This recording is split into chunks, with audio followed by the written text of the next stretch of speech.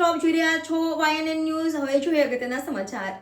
વડોદરા જિલ્લા સેવા સદન કચેરી ખાતે આજે લોકસભા 2024ની સામાન્ય ચૂંટણી માટેની પત્રકાર પરિષદનું આયોજન જિલ્લા મુખ્યમંત્રી અધિકારી અને કલેક્ટર બિજલ શાહના અધ્યક્ષસ્થાને કરવામાં આવ્યું હતું।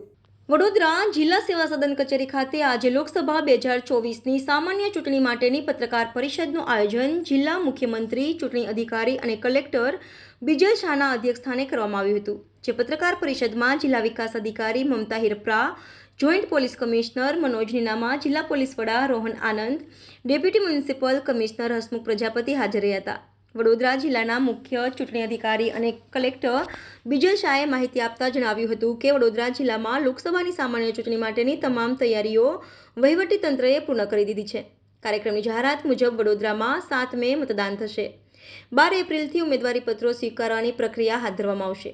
વડોદરા લોકસભા બેઠક ઉપરાંત વડોદરા જિલ્લા સેવા સદનની હદમાં આવતી 21 છોટાઉદેપુર અને 22 ભરૂચ બેઠક માટેની પણ વ્યવસ્થાના તમામ કામ પૂર્ણ કરી દેવામાં આવ્યા છે। વડોદરા જિલ્લાના કુલ 27,094 નવા મતદારો આ ચૂંટણીમાં મતદાન કરશે।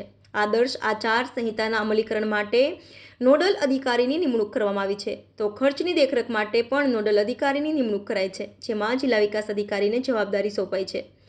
કુલ 2,521 મતદાન મથકો, જેમાંથી 854 ક્રિટિકલ મતદાન મથકો પર વેબકાસ્ટિંગની વ્યવસ્થા કરવામાં આવશે। ત્યાં CRPF અને પેરામિલિટરી ફોર્સની પણ તૈનાત કરવામાં આવશે। તમામ વ્યવસ્થાઓની વિગતવાર માહિતી આપી જિલ્લા કલેક્ટર અને મુખ્ય ચૂંટણી અધિકારી બિજલ શાહ નાગરિકોને અચૂક મતદાન કરવા અપીલ કરી હતી। 57,000 સિનિયર સિટીઝન મતદારો છે, તેમના માટે જરૂર પડે અલગ વ્યવસ્થા ગોઠવવામાં આવશે। વડોદરા લોકસભાની સાથે વાઘોડિયા વિધાનસભાની ચૂંટણીઓ પણ તે જ દિવસે યોજાશે। 15,703 કર્મચારીઓના સ્ટાફે મતદાન પ્રક્રિયામાં જોડાશે। 20,000 પોસ્ટલ મતદારો છે, જ્યારે 19,32,338 કુલ મતદારો છે। By reporter Rahul Rajput, YNN news, Vadodara. આજ રોજ ભારતના નામદાર ચૂંટણી પંચે 2024ની લોકસભાની સામાન્ય ચૂંટણીનું કાર્યક્રમ જાહેર કરેલ છે।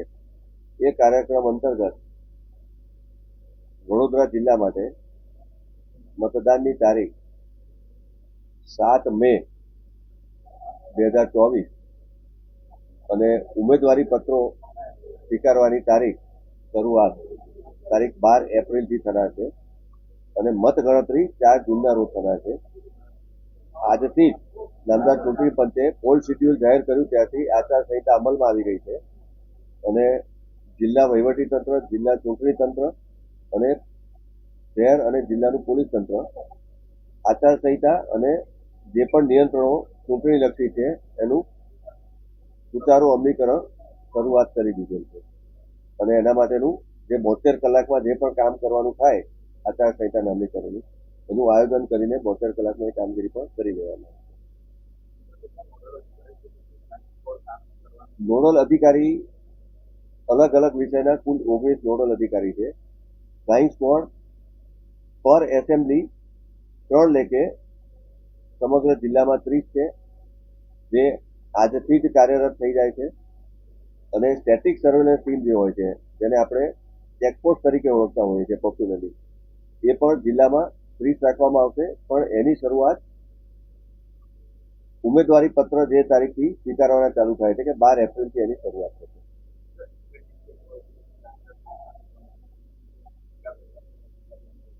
એના માટે MCCના નોડલ અધિકારી 2 રાખવામાં આવ્યા છે।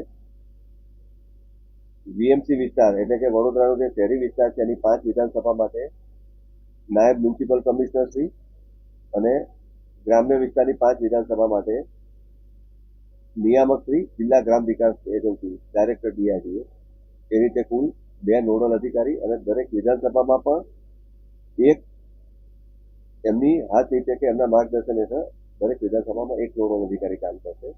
એ રીતે ખર્ચની દેખરેખ રાખવા માટે જિલ્લા વિકાસ અધિકારી શ્રી જિલ્લાના નોડલ અધિકારી તરીકે કાર્યરત રહેશે અને એમની દેખરેખમાં હિસાબી અધિકારીઓ અને એમની ટીમ કાર્યરત રહેશે।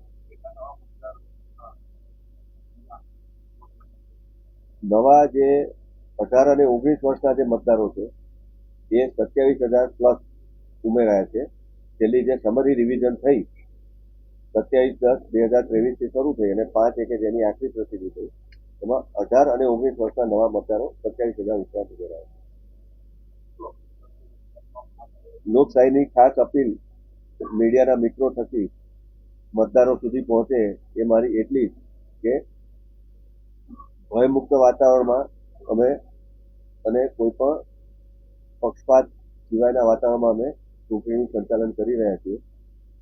તો દરેક મતદારની એક પવિત્ર ફરજ છે કે લોકશાહીના અમૂલ્ય અવસરમાં પોતાનું યોગદાન આપે, મતદાન અવશ્ય કરે. જેટલું મહત્તમ મતદાન થાય એના થકી લોકશાહીને સુદૃઢ કરે એવી મારી મીડિયાના મિત્રો થકી મતદારોને અપીલ છે. Thank you. Subscribe now and press the bell icon. Never miss an update.